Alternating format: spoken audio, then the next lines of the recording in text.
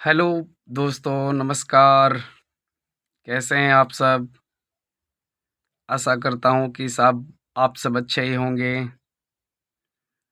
आइए, इस वीडियो में हम लोग जानेंगे मुंडा-मान की शासन व्यवस्था। मुंडा-मान की शासन व्यवस्था मुख्यतः सिंहभूम क्षेत्र, जिसको कोल्हान प्रमंडल के अंतर्गत माना जाता है, में प्रचलित है। यह शासन व्यवस्था हो जनजातियों की पारंपरिक शासन व्यवस्था है, जो कोल्हान क्षेत्र में निवास करती है। ध्यान रखना है कि ये जो जनजाति है मुंडामान की शासन व्यवस्था जो पालन करती है, वह जो है वह हो जनजाति से संबंधित है और ये कोल्हान क्षेत्र में निवास करती है। मुंडामान की शासन व्यवस्था की संरचना को दो भागों में बांटा गया, मतलब यहाँ दो स्तर की सरकार है। पहला है गांव और दूसरा है पीड़। गांव के समूह को ही पीड़ कहते हैं।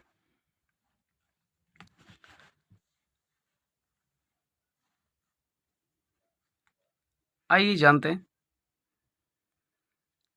गांव क्या है। गांव मुंडामान की शासन व्यवस्था की सबसे छोटी और प्रथम इकाई है। जैसे भी वर्तमान में भी गांव जो है वो राज्य स्तर की या फिर कहीं स्थानीय सरकार की सबसे छोटी इकाई है, उसी प्रकार उस समय भी गांव जो है वो सबसे छोटी इकाई थी। अभी तो वार्ड आ गया है। यह सुनिश्चित करता है कि सामाजिक, सांस्कृतिक और नैतिक सिद्धांतों का मुख्य रूप से पालन किया जाए। गांव की शासन व्यवस्था का प्रमुख कार्य क्या है? जितने भी सामाजिक गतिविधि होते हैं, जो हमारे सांस्कृतिक और नैतिक सिद्धांत हैं, उसका पालन होता रहे। गांव की व्यवस्था के संचालन के लिए कुछ महत्वपूर्ण पद होते हैं। गांव की व्यवस्था के संचालन के लिए कुछ महत्वपूर्ण पद होते हैं, जिसमें मुंडा, जो गांव का प्रधान होता है, यह उसको पद मिलते हैं अपना पिता से ही मिलती है, जिसको वंशानुगत पद कहते हैं। गांव का यह प्रधान जो है वह अगला गांव का प्रधान वही होगा जो प्रधान का वंश में होगा, मतलब उसका अगला पीढ़ 18 साल से अधिक उम्र का बेटा, या फिर उस समय उम्र की ये सीमा थी या नहीं पता नहीं। गांव की प्राकृतिक संसाधनों का स्वामित्व की जानकारी रखना।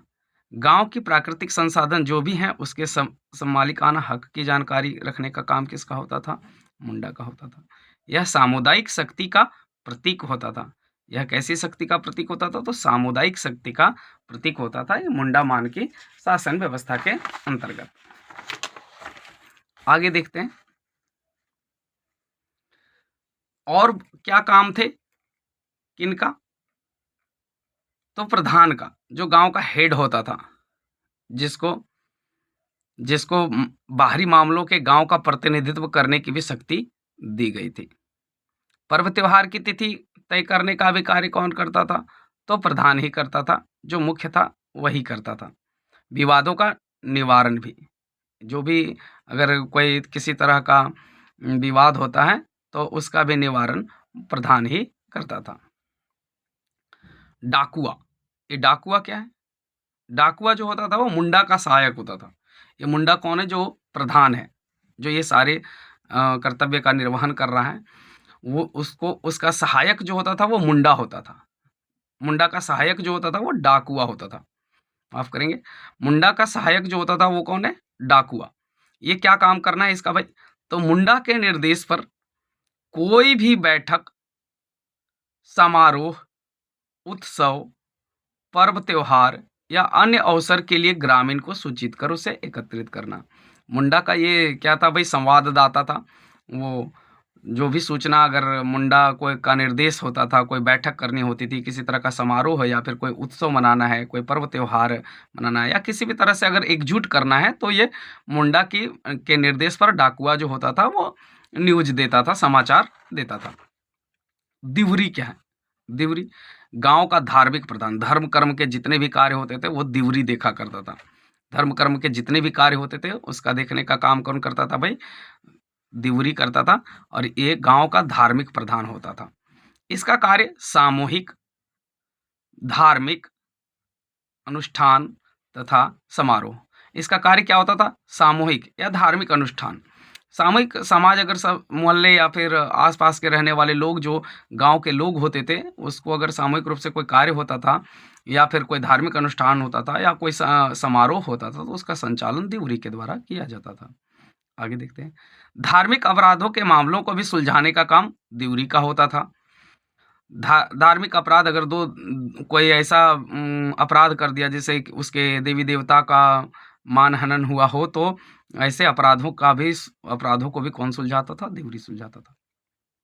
आरोपित व्यक्ति का दंड भी तय करना, जो भी व्यक्ति आरोप जिस पर साबित हो जाता था, उसके लिए ये दंड भी तय करता था। ये दिउरी के सहायक के रूप में कौन था? यात्रा दिउरी। दिउरी के सहायक में ये यात्रा दिउरी, ये दिउरी का सहायक होता था। चलिए आगे देखते हैं। पीड़, ग्राम स्तर पर एक है जो पीड़। अब ये पीड़ गांवों का संगठन, जो बहुत सारे गांवों को मिलाकर, कितने सारे गांवों को मिलाकर, तो 15 से 20 गांवों के संगठन को क्या कहा जाता था? तो पीड़ कहा जाता था। 15 से 20 गांवों के संगठन को क्या कहा जाता था भाई? तो पीड़ कही जाती थी।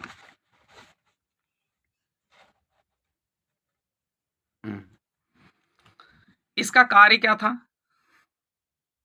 इसका कार्य था रक्षा करना।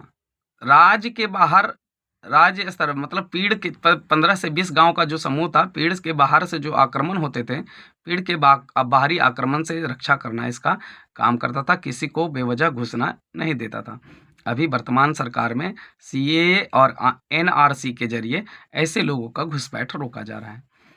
सबसे प्रभावशाली और मजबूत प्रधान को पीड़ का प्रधान बनाया जाता था। जैसे जो भी ये 20 से 22 गांव में अलग अलग जो प्रधान होते थे, जो मुंडा होते थे, वो प्रधान कहलाते थे। और उनमें से जो सबसे मजबूत होता था, वही क्या बनता था? पीड़ बनता था, प्रधान बनता था। जैसे अभी भी हमारे देश में प्रधानमंत्री का चयन होता है, तो एक ऐसे व्यक्ति का चयन होता है जिसको चुने हुए प्रतिनिधियों द्वारा चुना जाता है, उसमें से जो बेस्ट होता है। तो उसी तरह का यहाँ पर भी व्यवस्था थी। पीड़ का प्रधान को क्या कहा जाता था? तो मानकी कहा जाता था। पीड़ के प्रधान को क्या कहा जाता था? मानकी कहा जाता था। कार्य क्या था? अंतरग्राम विवाद को सुलझाना। अगर दो गांवों के बीच कोई मामला आ गया है, दो गांवों के बीच अगर कोई मामला आ गया है, कोई कन्फ्लिक्ट हो गई है, तो इसका निपटारा कौन करता था? मानकी करता था, जो पीड़ का प्रधान हुआ करता था। जिस विवाद का निवारण गांव में ना हो पाए, जो भी वाद विवाद ऐसे आते थे जो गांव में निवारण नहीं हो पाते थे, उसको पीड़ में सुलझाया जाता था। उसको कहाँ सुलझाता? पीड़ में सुलझाया जाता था। जो ऐसे विवाद जो ग्रामीण स्तर पर हल नहीं हो पाते थे। ध्यान रखना है कि परंपरागत रूप से मुंडा और मानकी को उनके पद के लिए कोई वित्तीय प्रावधान नहीं, मतलब उसको कोई सैलरी नहीं मिलती थी। मुख्य रूप से सिर्फ पद ही था। परंपरा उसकी ये थी कि वो उसे कोई सिर्फ उनके लिए पद ही काफी था, उसके लिए कोई वित्तीय प्रावधान नहीं था कि उसको कोई सैलरी मिलेगी, कोई वेतन मिलेगी। मानकी का सहायक तहसीलदार होता था। मानकी का जो सहायक होता था, जो पीड़ का प्रधान मानकी था, मानकी का जो सहायक होता था वो क्या कहलाता था? तहसीलदार कहलाता था। जो क्या काम करता था? मुंडा से, मतलब गांव के प्रधानों से मालगुजारी वसूलता था। मानकी का सहायक को तहसीलदार कहा जाता था। और ये तहसीलदार का क्या काम क्या था कि ये मुंडा से, जो 15-20 गांवों का ये संगठन है, सभी गांवों का एक एक मुंडा था, और इन सभी मुंडा से मालगुजारी वसूल करने का काम कौन करता था? तो तहसीलदार करता था। चलिए देखते हैं SWFA का गठन क्या है? South west frontier agency. ये साउथ वेस्ट फ्रंटियर एजेंसी क्या है? आइए जानते हैं। 1760 में अंग्रेजों का प्रभाव कोल्हान क्षेत्र में, जो कोल्हान प्रमंडल के नाम से जाना जाता है, कोल्हान क्षेत्र में बढ़ने लगता है। कब भाई? तो 1760 में। किसका प्रभाव? अंग्रेजों का प्रभाव कोल्हान क्षेत्र में बढ़ने लगता है। अंग्रेजों की दमनकारी नीतियों से तंग आकर 1831-32 में कोल विद्रोह होता है। हम लोगों ने बचपन से पढ़ा है कोल विद्रोह के बारे में। 1831-32 में कोल विद्रोह होता है। किस कारण से? तो 1760 में, जब कोल्हान क्षेत्र में अंग्रेजों का प्रभाव बढ़ने लगता है।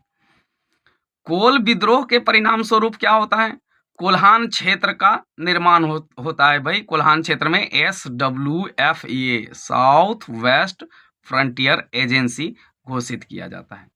ये क्या है भाई, कैप्टन विलिंगसन को अंग्रेजों का एजेंट बनाकर इस क्षेत्र में भेजा जाता है। इस एजेंसी के तहत कैप्टन विलिंगसन को अंग्रेजों का एजेंट बनाकर कहाँ भेज दिया जाता है, कोल्हान क्षेत्र में भेज दिया जाता है।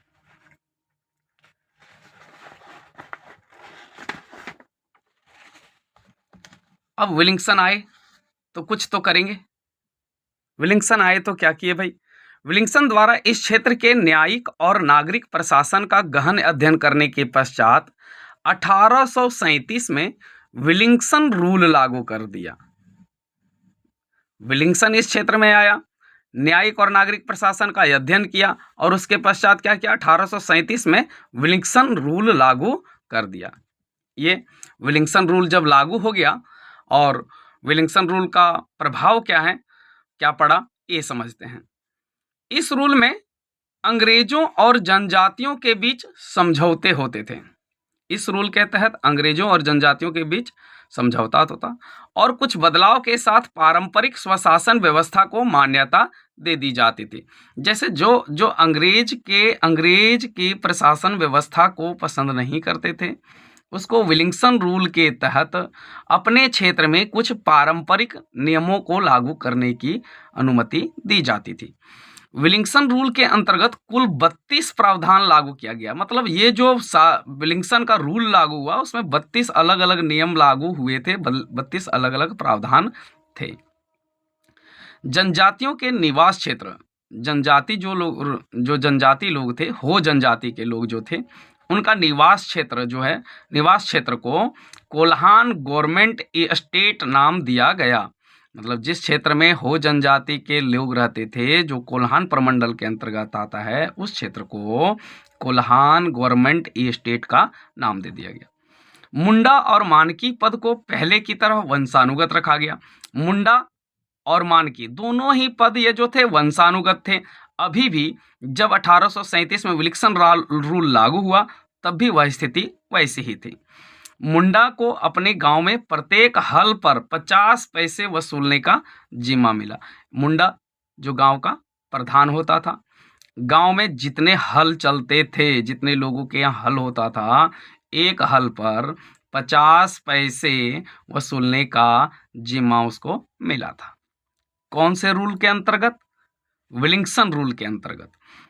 मुंडा द्वारा वसूले गए प्रत्येक 1 रुपये पर 12 आना मानकी के पास जाता था, पीड़ के प्रधान के पास। मानकी कौन है, तो पीड़ का प्रधान, और के पास जमा करना होता था। मतलब 1 रुपया में 16 आना होता है। 16 आना में 12 आना जो है वो पीड़ के प्रधान के पास जाता था। अब वो बाकी का 4 आना कहाँ जाता था भाई, मानकी से प्राप्त कर को, मुंडा से जो प्राप्त होता था 50 पैसे प्रति हल को मानकी जिसको मुंडा 12 आना देता था, द्वारा अंग्रेजों को सरकारी खजाने में जमा किया जाता था। ये 12 आना ये जो मानकी लेता था, यह मानकी का काम था, उसको कहाँ जमा कर दो भाई, सरकारी खजाने में जमा कर दो। पारिश्रमिक के तौर पर वसूले गए राजस्व का 16%, पारिश्रमिक के तौर पर वसूले गए राजस्व का 16% मुंडा को और 10% मानकी को मिलता था भाई। मतलब अगर 1 रुपये का आमदनी हुआ तो 1 रुपये का 12 आना किसके पास चला जाता था, मानकी के पास चला जाता था। और जो अन्य तरह से जो पारिश्रमिक जो राजस्व होता था, मतलब 1 रुपये में जो बचा 4 आना का 10%, जो 4 आना का 16% जो था वो किसके पास जाता था, मुंडा के पास जाता था। और 10% जो था वो मानकी के पास जाता था। 10% जो था वो मानकी के पास जाता था। आगे देखते हैं।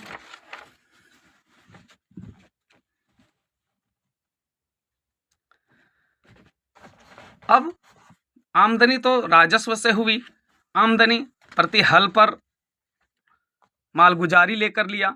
अब देखते हैं आगे दंड के स्वरूप में जो राशि मिलती थी उसकी आधी राशि गांव का विकास। अगर कोई व्यक्ति दंडित किया गया, उसको आर्थिक दंडित किया गया है, तो उस दंड से जो लाभ मिलते थे उसका उपयोग कहाँ होता था? आधा राशि जो था गांव के विकास में उपयोग होता था, और आधा राशि डाकुआ। ये डाकुआ कौन है भाई? समाचार देने वाला। डाकुआ कौन है? मैसेज देने वाला। किसको? भाई मुंडा के द्वारा अगर कोई समारोह अपना मनाना है, समारोह मनाना है, किसी तरह से लोगों को एकजुट करना है, तो डाकुआ जो था वो मैसेंजर के रूप में काम करता था, और इसको जो है दंड के स्वरूप में जो राशि मिलती थी उसकी आधी राशि इसको दिया जाता था। ग्राम सभा भाई, ग्राम सभा क्या है? निचली अदालत। 300 रुपये से कम का अगर कोई मामला हो, कोई ऐसा विवाद आया हो जो 300 रुपये से कम का मामला हो, उसको ग्राम सभा में निपटा जाता था, और ग्राम सभा में लगने वाली अदालत को निचली अदालत कहते थे। 300 रुपये से अधिक का मामला जब होता, तो 300 रुपये से अधिक वाले मामले को कौन हल करता भाई? कुल्हान अधीक्षक हल करता। कौन हल करता? कुल्हान अधीक्षक। जो बना हुआ था, क्या बना हुआ था आपका? SWTF। उसके अंतर्गत उसका जो हेड होता था वो इसको सॉल्व करता था। हुकुकनामा क्या होता था इसके बीच में? हुकुकनामा क्या है जरा जाने। मुंडा और मानकियों के अधिकार और कर्तव्य को हुकुकनामा कहा जाता था। मतलब गांव के प्रधान और पीढ़ के प्रधान, गांव के प्रधान और पीढ़ के प्रधान के जो अधिकार और कर्तव्य दिए गए थे उसको क्या कहा गया भाई? हुकुकनामा कहा गया था। जरा कुछ नोट है, ध्यान दें।